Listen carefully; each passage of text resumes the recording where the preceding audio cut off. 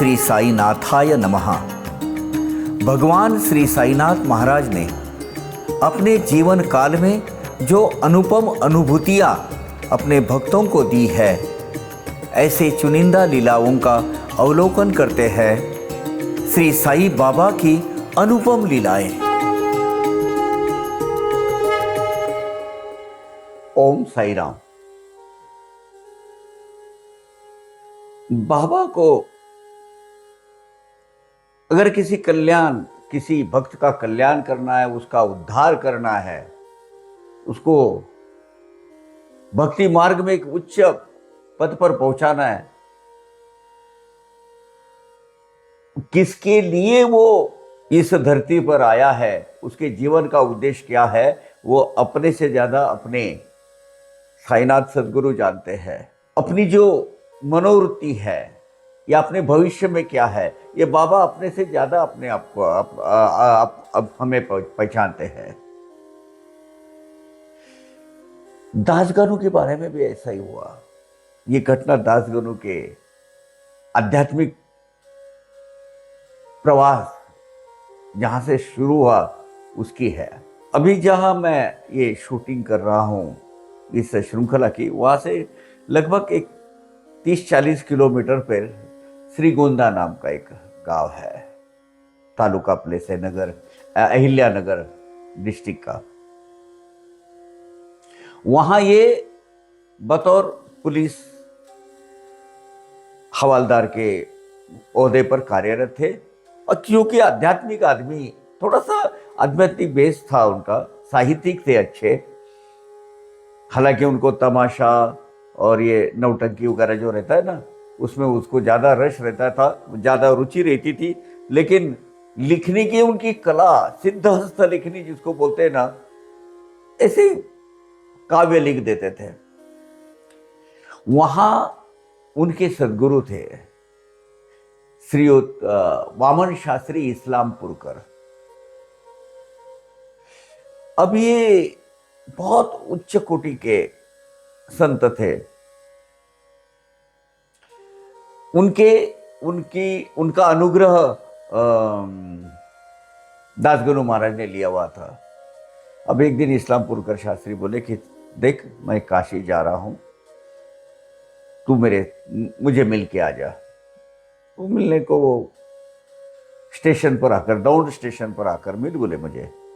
Daund station पर गए तो उन्होंने उनको साथ में प्रवास करने को बोला। उनको लेके, अभी पुलिस आदमी, उनको कौन टिकट पूछेगा, क्या पूछेगा, उनको साथ साथ में भुसावल तक लेके गए और बोले अभी तू जा वापस, अब मैं वापस आने वाला नहीं, मेरी वहां ही, मैं देह सदेही तू मुझे देख नहीं पाएगा कभी। तो वो रोने लगे दासगणु महाराज की, अपने गुरु के अपनी अभी आखिरी दर्शन मुझे हो रहे। तो बोले तो चिंता नहीं कर,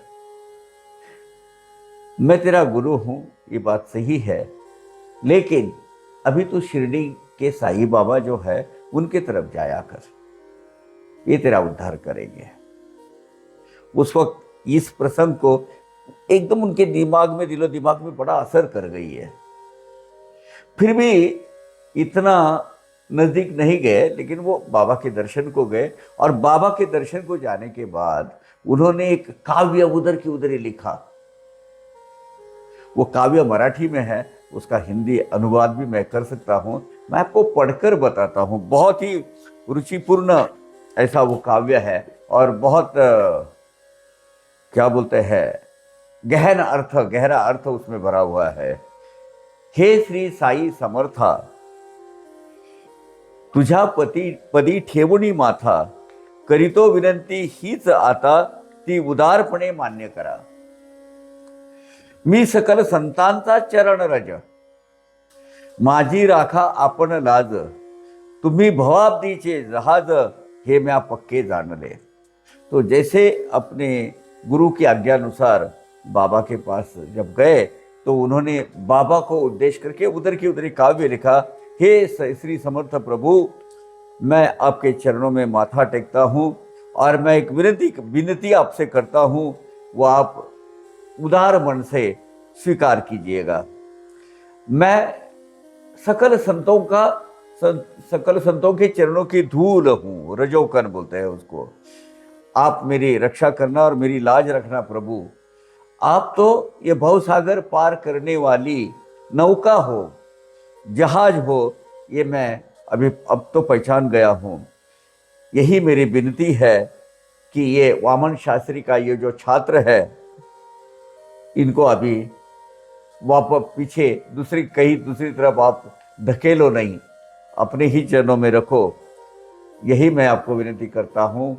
मेरे गुरु का अंत हो गया है और उससे मैं अनाथ हो गया हूं, इसीलिए आप मेरा संभाल कीजिए। मैं तो अनाथ दास गनु हो गया हूं।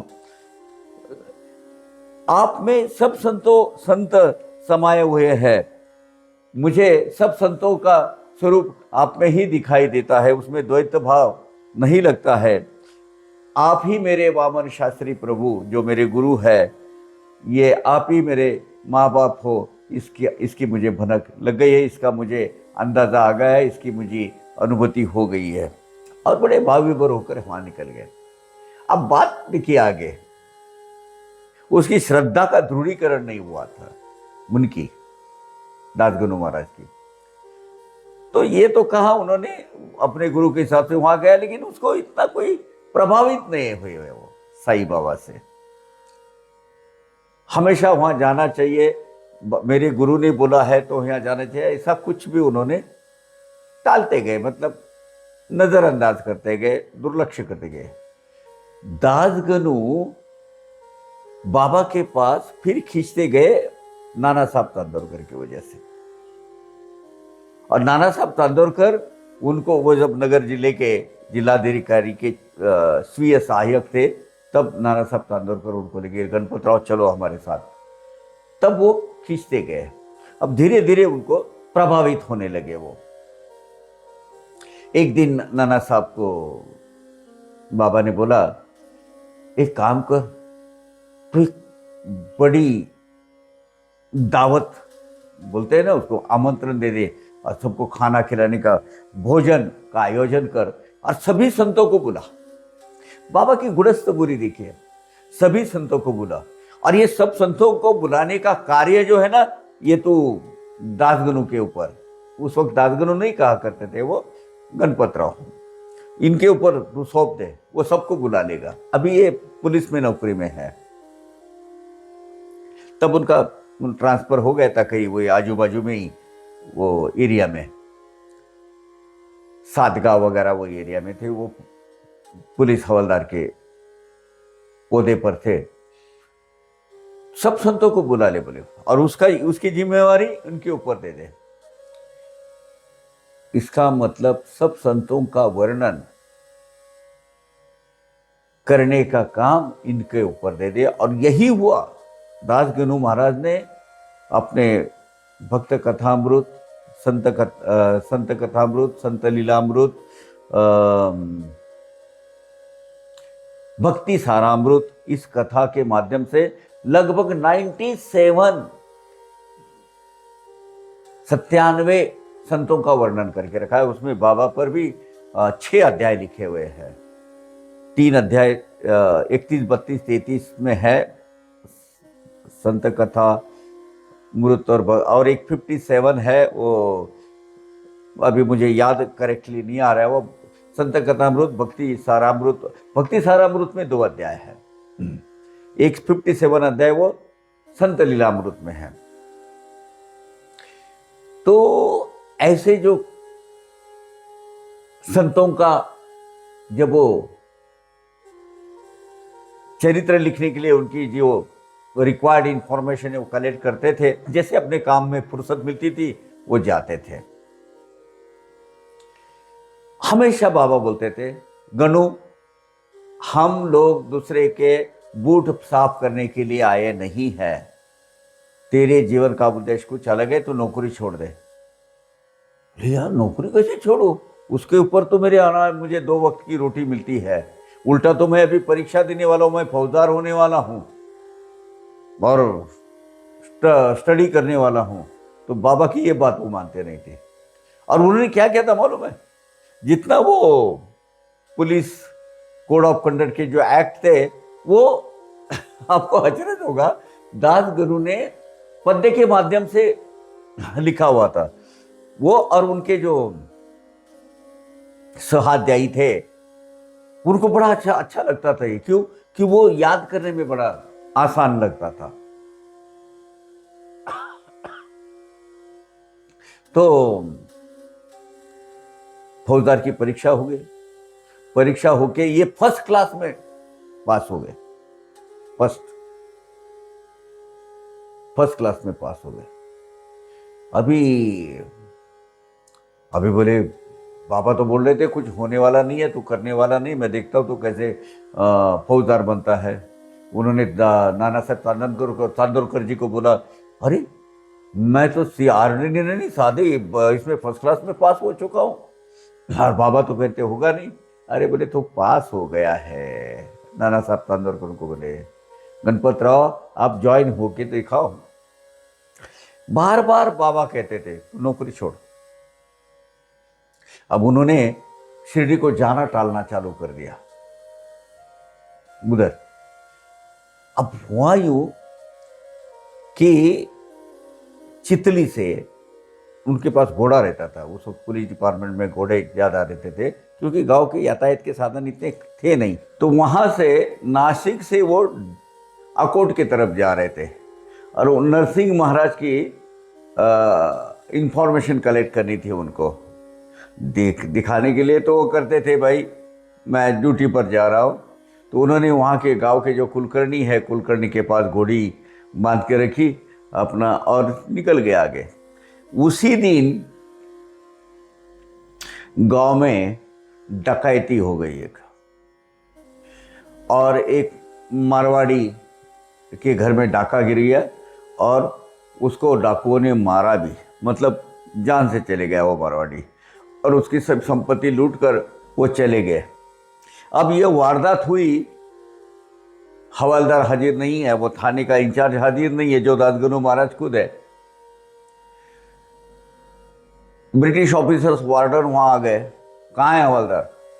तब वो नीचे वाले जो सब स्टाफ था उसने चुगली कर दी, अरे वो तो साहब इधर उधर घूमते रहते, अभी वो बोले है कि भाई काम के बहाने जा रहा हूँ, लेकिन देखो उनकी घोड़ी और सब सामान वहाँ रखा हुआ है कुलकर्णी के पास। वो वार्डन बहुत तिलमिला उठा, एकदम आग बबूला हो गया, क्रोध भरा, क्रोध से वो गया वो कुलकर्णी के पास कि किसकी घोड़ी है? बोले वो गणपत राव सहस्त्रबुद्धे की है। तो उन्होंने भाप लिया था कि कुछ ना कुछ तो गड़बड़ है। तो दासगुरु महाराज का जो भी पोटला था, वो जो ऑफिशियल उसमें जो डॉक्यूमेंट्स हो, स्टेशन डायरी वगैरह सब होती है, उसने छुपा के रख दी गई।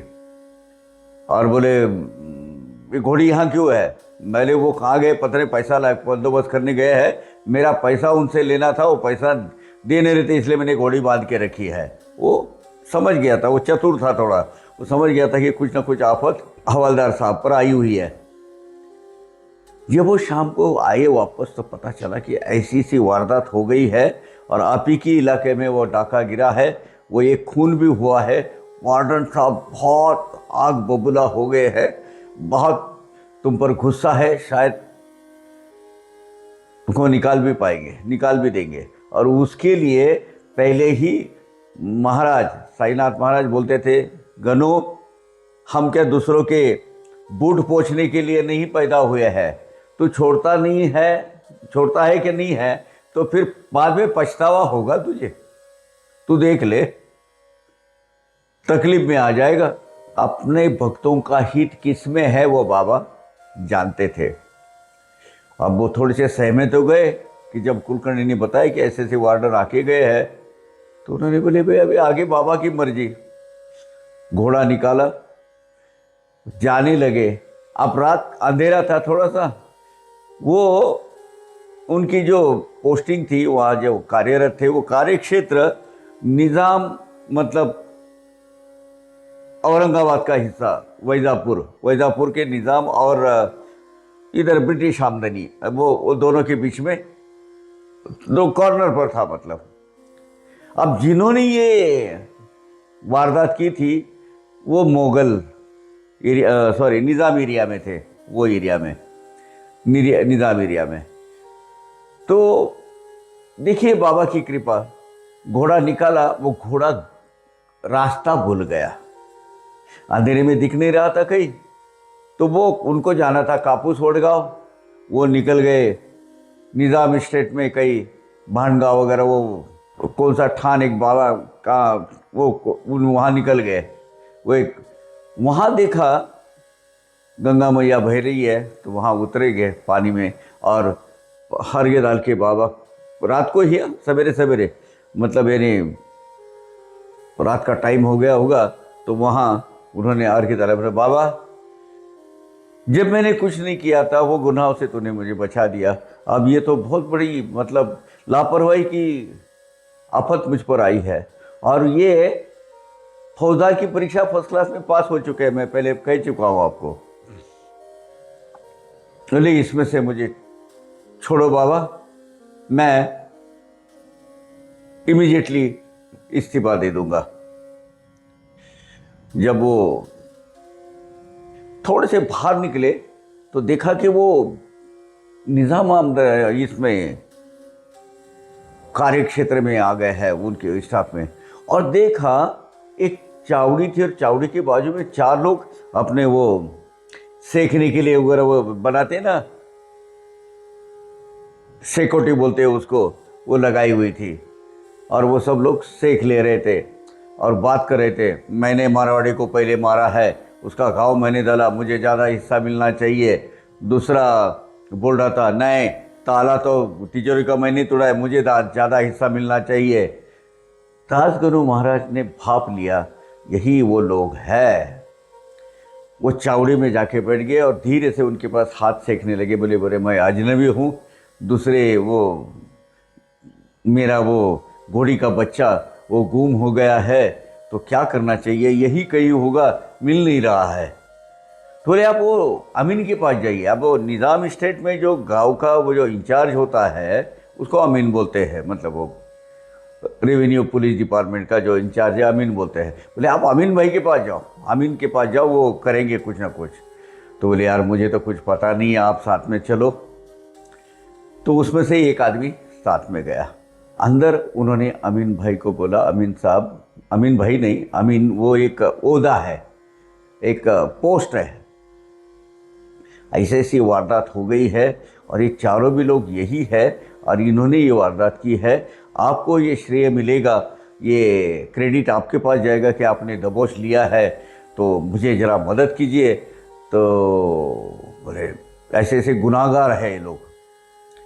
इमीडिएटली उसने चारों को भी दबोच लिया, साथ में लिए, और थोड़ा सा अपना ये बताना है ना, ओहदा मैंने कुछ किया, वो पकड़ के उन्होंने, चलो बोले मेरे साथ, मेरे जो वार्डन साहब है, मेरे वरिष्ठ अधिकारी नज़दीकी है कहीं बाजू में, अपन वहाँ चलते हैं। तो वो सब उन्होंने जो लूट की थी, लूट की रकम, वो हीरे जवाहरात सब जो संपत्ति उन्होंने लूट कर लाई थी, और वो हथियार वगैरह सब जमा करके इधर लेके आए। जैसे स्टेशन पहुँचे, वो तो वार्डन वहाँ बैठा था, वो चल रहा था कैसी वारदात हुई, क्या हुई, पुलिस पंचनामा वगैरह वो जो सब प्रोसेस चालू थी। ऐसा आग बबूला हो गया, वो एकदम गुस्से में, कहाँ गए थे तुम, तुम्हारे इसमें ऐसा वारदात होता है, ये होता है, वो सब नाटक चालू हो गया। इतने में दासगनु महाराज ने अमीन, वो 4 आदमी और वो एवज, वो सब सामने, बिल्कुल सामने हाजिर कर दिया। मैंने सब इसी सिलसिले में मैं गया था, इसी सिलसिले में मुझे वो छानबीन करनी थी, और मुझे थोड़ा यकीन हो गया था कि होना हो यही लोग हो। बड़ा खुश हो गया वार्डन, बोले तूने तो डायरेक्ट जो डकैती में जो माल गया वो भी लेके आए हो, और जो डकैत है वो उनको भी लेके आए हो, बहुत कामयाब और एकदम होशियार ऑफिसर हो। उसने स्टेशन डायरी में लिख दिया, इसके आगे कोई भी अपर पोस्ट पहले जो खाली होगी ये आदमी को दिया जाए। एकदम फेवरेबल शेरा मार के चले गए। अब फौजदार की परीक्षा तो पास हो गए थे, फौजदार होने वाले थे, थोड़ा सा आनाकानी कर रहे थे। तो एक दिन, कुछ दिन बीत गए हो गए, बाबा के प्रार्थना की कि बाबा आपने मुझे बचाया, आपका लाख लाख शुक्र है। एक दिन बाबा को न मिलते हुए वही गांव से जा रहे थे और बाबा ने देख लिया। गनो, गंगा में जल डालकर, अर्घ्य डालकर, अर्पण कर किसने शपथ ली थी कि मैं इसमें से छूटूंगा तो मैं इसमें से अगर मैं सही सलामत बरी हो जाऊंगा तो मैं नौकरी छोड़ दूंगा, ये किसने कहा था? याद आ गया। बोले हाँ बाबा अंतर्यामी है, भूलते नहीं है। नौकरी से इस्तीफा दे दिया। जो आदमी हायर ऑफिसर के प्रमोशन को ड्यू है, इस्तीफा देकर आ गए और बोले बाबा अब मेरी घर गृहस्थी कैसी चलेगी, इतना परिवार है खाने पीने वाला। अरे तेरा इंतजाम मैंने करके रखा है, चिंता मत कर, सब हो जाएगा, तुझे नांदेड़ में जाके बैठना है। बोले नांदेड़ कौन सा बाबा, ये इधर वाला? नहीं नहीं नहीं नहीं नहीं, वो जालना के आगे, परमनी के आगे वो है, वहाँ। राजगनु वहाँ जाकर बैठ गए, बस गए वहाँ। उन्होंने घर लिया, कुछ खेती भी ली उन्होंने उधर। उनका बहुत अच्छा उधर मतलब सेटल हो गए वो। बाबा की एक कृपा है। और एक पुलिस ऑफिसर जो सिर्फ नाच गाने के में व्यस्त रहता था, नाच गाने, वो तमाशा वगैरह नौटंकी देखने में, वो उनके जो गौड़न और वो जो एक पर्टिकुलर टाइप की जो कविताएं है, वो कविता लिखने में, शेर व शायरी लिखने में व्यस्त था। वो एक संत पद तक पहुंच गया, एक पुलिस ऑफिसर, पुलिस हवलदार। बाबा चाहे तो कुछ भी हो सकता है। आपके पूर्व कर्म, आपके अपने कर्म बराबर रखिए, ठीक रखिए। बाबा कहाँ से कहाँ पहुँचाते हैं, इसका जीता जागता उदाहरण दासगनु महाराज है। आज हम ये एपिसोड यही ख़त्म करते हैं। अगले एपिसोड में फिर एक नई कथा लेकर आपके पास आया, आपके सेवा में हाजिर हो जाएंगे, बाबा की सेवा में हाजिर हो जाएंगे। तब तक के लिए आज्ञा दीजिएगा। ओम साई राम। अवघा रंग एक झाला, अवघा रंग एक झाला, रंगी रंगला श्रीरंग, रंगला श्रीरंग, रंगला श्रीरंग। अवघा रंग एक झाला, अवघा रंग एक झाला।